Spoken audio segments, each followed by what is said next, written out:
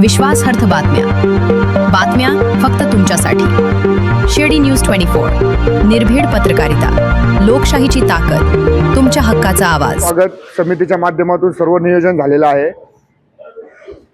साईबाबांनी सुरू केलेल्या या रामनवमी उत्सवामध्ये आमचे मित्र अध्यक्ष संजय आप्पा शिंदे यांच्या नेतृत्वाखाली या ठिकाणी मोठा उत्साह रामनवमीचा आहे आणि देशभरातून नव्हे तर संपूर्ण राज्यातून जिल्ह्यातून या ठिकाणी वेगवेगळ्या ठिकाणाहून साई भक्त पायी चालत रामनवमीला येत असतात।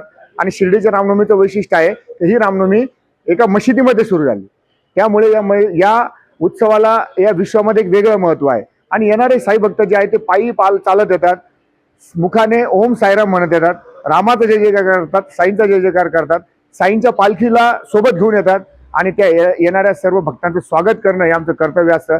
आम्ही त्यांना अष्टगंध लावतो त्यांच्या कपाळी आणि त्यांना साईबाबांचं सच्चरित्र देतो, मानपत्र देतो, सन्मान चिन्ह देतो आणि त्यांचा या ठिकाणी सत्कार करून या ठिकाणी ती पालखी मार्गस्थ करत असतो।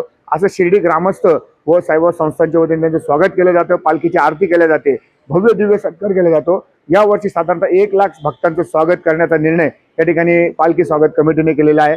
मी प्रत्येक या ठिकाणी शिर्डी ग्रामस्थांना व साई भक्तांना आवाहन करतो की आपणही या सेवेमध्ये या। उद्या सकाळी म्हणजेच 24 तारखेला या ठिकाणी या स्वागत मंडप जो आहे, स्वागत कक्ष जो आहे त्याचं उद्घाटन आहे। 24, 25 आणि 26 असा 3 दिवस हा भक्तांचा स्वागताचा आणि साई भक्तांच्या आगमनाचा हा सोहळा सुरू राहणार आहे। तर आपण याच्यामध्ये सहभागी व्हा।